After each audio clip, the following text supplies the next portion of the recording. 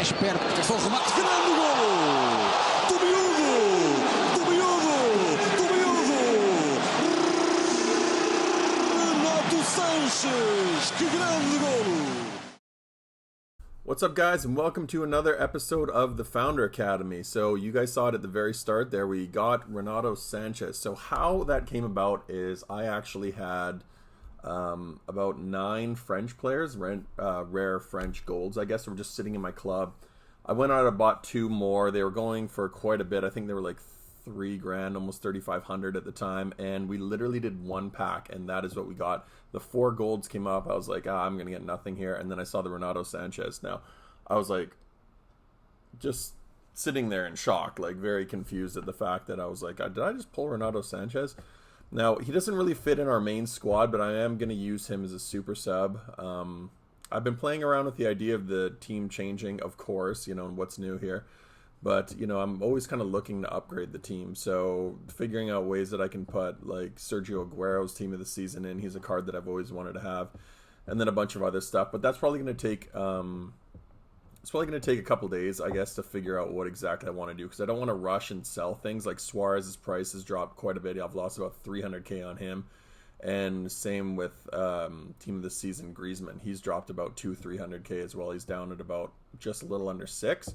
So I just, you know, I don't want to overspend for these guys that they're going to drop. I want to see what the team of the season looks like as well. The ultimate team of the season. If Aguero comes back out, I'll definitely probably be tempted to pick him up as well, just because he's going to be a fresh card. And you guys know I like fresh cards.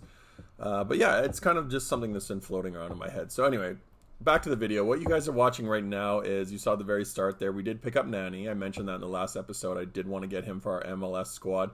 I also really want to pick up Maxi Morales, or I don't say I want to pick him up. I did pick him up. So we got him for about 50k. He's probably a little bit under that right now.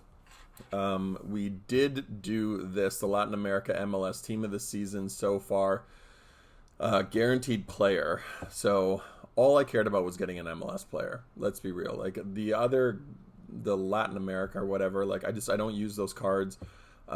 There's some good players in it. There's a lot of Argentinians, and I've got quite a heavy Argentinian contingent in my team, but I don't want any of them. So all I'm praying for right now is an MLS player. So I see the Argentina flag pop up. I thought, oh, maybe I'm getting Morales, and then I can sell mine. And then nope, I'm thinking that's Boca Juniors generic badge, and then Fernandez, whoever this is. So didn't know who this card was, don't know who this guy is, but yeah, we're just going to use him for SBC fodder. He actually doesn't look too bad a card, to be totally honest with you. Like when I look at that 90 pace, 90 shooting, 95 passing, 95 dribbling, you guys can see it's a pretty well-rounded card. I can't fit him in anywhere, and at this stage of the game, there's no point in having that stuff. I'm just going to save him in the club until there's an SBC that comes out that I can actually use. So that's all we're really going to do with that. But when the guaranteed team of the season ultimate team comes out, we are going to put him into that. I need to pick up a couple more cards. It is Friday.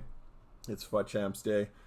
I'm probably going to play a couple games. I'm probably going to enter it just because I do want to get one of those, or 2 of those guaranteed player picks, even though I know a lot of them will be rest of the world players in there. But, you know, who knows? We might get lucky. So this is going to be a really sweaty weekend. I'm not looking forward to it, but it is something that you just have to grind out in the game if you do want to get those player picks. So what you guys are seeing here is just me kind of playing around with the team a little bit. Jumped into a couple games in divisions. Now, divisions has become really, really boring, you know. And I hate to say that because you guys are watching the gameplay right now, but it's just every team is so sweaty that the games are just, they're not super fun. Like you guys can see here, this guy, as soon as we kicked off this game, this guy paused it. And of course, as I've said so many times, he messages me. He starts off with a compliment. Nice team, bro. Super sick. And then he just goes, help me get my win. I just need goals and assists and blah, blah, blah, blah, blah. So I just obviously ignore that. I actually turned off my messages so I can only get messages from friends because I'm so sick of these, to be honest with you. Like, I get it. The guy's trying to do an objective. I don't want him to not do it, but I'm not going to, like, lose. I've said this before. I don't want to sound like a broken record, but I'm not going to just sit there taking losses for everybody so they can get Idrissa Gueye. You know what I mean? Like, that's not... I'm not playing FIFA so you can get a bunch of extra cards. So, like, beggars, I just refuse to acknowledge now. That was a really weird goal. I swear that it looked like keeper movement. Now, I don't move my keeper. I almost never touch keeper movement. But I don't know if I accidentally clicked the right stick in or something. It was just a really weird move on his part. He just kind of cut out and the guy just ran past my keeper. So he was actually up 1-0. This guy was actually a really good player, but I'm kind of all over the place with this story. After I ignored his messages, he would just pause it, waiting for me to either respond or whatever. And then he just would do that thing where he would pass back to a defender, literally stand there with the ball and hold it and wait for me to come right up close to him, and then he just passed to another defender. He was really annoying to play at first, and then finally I think when he realized that I wasn't going to just give him a free win, he started just trying really, really hard. So he was up 1-0. We're late in the game. I don't know what that miss was from Griezmann. But I did go ultra attacking. I had to go like team press because I needed to get forward. My team was just not moving very well. And then as you can see, he was really compacting his box and stuff quite a bit. He was getting super aggressive with his tackles. He was really trying to get that win. But we can't have that, guys. Like, call me toxic or whatever you want. But like, I'm not going to just give you a free win, bro. Like, I tramped the goal here with Lionel Messi, and we ended up scoring and tying it 1-1.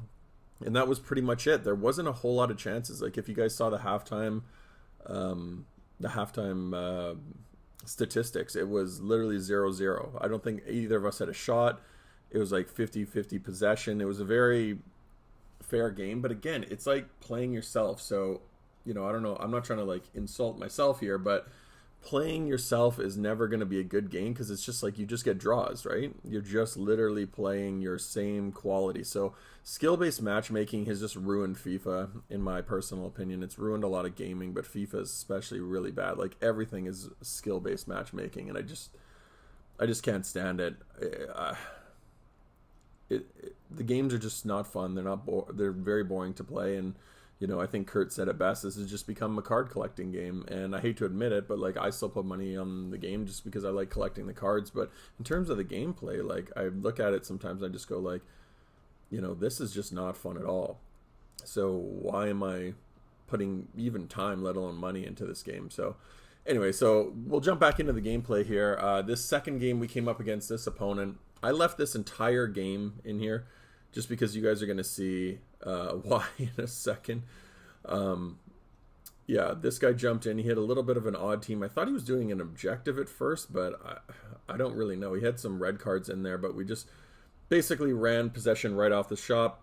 And then as soon as kickoff, just like passing it around. I don't think he touched the ball, ran in, shot, saved, and then he just quit.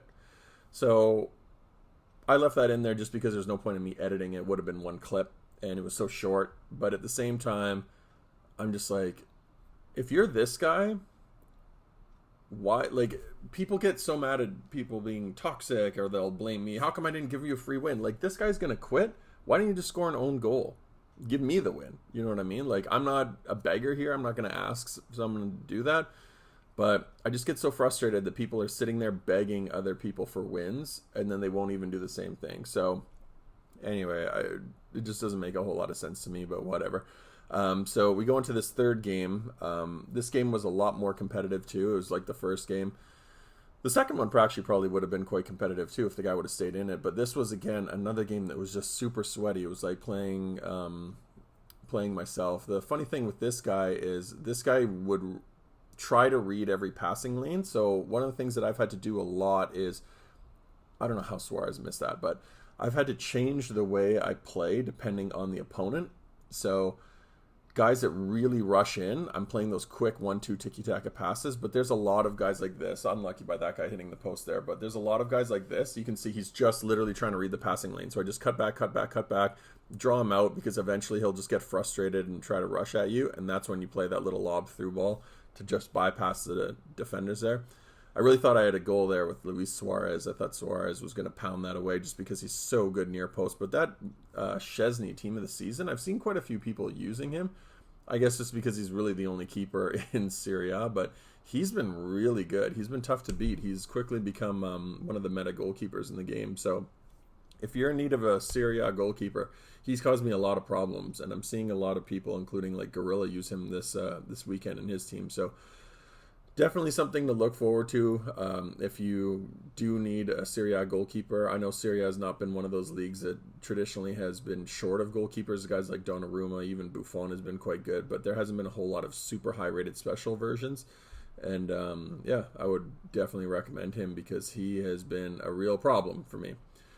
So yeah, this guy was actually pressing quite hard, as you guys can see in the gameplay. It went really back and forth. He was, I don't know what he was doing there. If he would have taken that first pass and just hit a shot, I swear he would have buried it, but he didn't. He waited too long, and unfortunately for him, he just screwed up the chance. So again, another guy that was just super high pressure at the end. Really good work from Saul holding the ball there. Just let his players run around me. I just shielded it, let him draw himself out of position. He was just getting really impatient. Then I saw Suarez one touch and bang. Suarez is going to be a guy that if I have to sell him, I'm probably not going to realize how good he really is until he's gone, because he does score quite a few goals for me. I think it's just the fact that his like agility and his balance aren't super high. So I wish I would have had another player that is just like a little bit more wiry. That's why I've kind of been obsessed with the idea of getting Aguero. But you know, his strength and his power and his his shot is so accurate. So it'll be really interesting. And the other thing is, like, he's easier to fit in my team because he got Messi and Griezmann. If I get rid of Suarez, I'm probably going to have to get rid of Griezmann, which is just something that I don't really want to have to do. But at the same time, I'm also like kind of like, I go back and forth with it in my mind, just because he's left-footed, Dybala's left-footed, and Dybala really cuts in a lot. I've had to force him to stay in position, but he just cuts into the middle of the field more than I want him to, and being left-footed, it's not ideal. I really need, even though he's got that 4-star weak foot, I really want someone who's right-footed out on that right side. So I've been thinking like Rashford, Aguero, Messi is that top three, and then Dybala would fit in there, of course. So I'm playing around with that kind of as the top four of the 4-2-3-1. So I'd love to get your guys' thoughts. You know, who are some guys you'd recommend having on that right attacking midfield position? He has to be a left winger because that's who moves over there. Messi's always going to be in the middle. Aguero will always be on top. But I'm just playing around with those wide players. So any recommendations, even icons, I'm open to icons, but there hasn't been too many. I've been playing around with the idea of maybe even Thierry Henry. But yeah, his price is so low that it kind of almost worries me. I'm like, why is this guy so cheap, the baby Henry? But yeah, I'd love to get your guys' thoughts. Tell me who you guys think I should bring into the team, because I'm at that point now where my team's really great, but I just want to play around with it, have some fun in the later stages of the game. What you guys are seeing here is I did 5 of those 81 plus guaranteed packs, just to show you guys, you know, they're not worth it. You know, this really only took 11 gold rares. I dumped a lot of the fodder that was in my club, but these guys are going for at least like 1,000, 1,500, so I would just take the coins and run. Like, I'm not one of those guys that says, like, I'm doing this so you don't have to, but I just did it out of selfishness just to see if I could maybe pack anybody, and this was the highest player I got, Ivan Rakitic. So 81, there's just way too many low-rated 81s and 82s in the game. If it was 83 and above, it'd be, even then, it'd be, like, questionable, but you'd at least have a better chance of getting stuff. But there's way too much crap in this game. They've watered down the packs way too much for you to pack anything good. So I do not recommend doing these. You're seeing what I got out of 5 of them. A lot of garbage, a lot of fodder, and nowhere near the return on investment for coins. But that is going to be the end of it. A short one today, guys. Hopefully we can get some FUT Champs gameplay in the next one. You guys will be able to see me. Maybe even do a pack opening because it is Friday. The Ultimate Team of the season's out, and maybe we'll throw some FIFA points on. But that is going to be it. So if you guys could leave a like down below on the video, and if you're not already, please follow the channel. Your support's greatly appreciated. So until next time, guys, take care. Thanks for watching.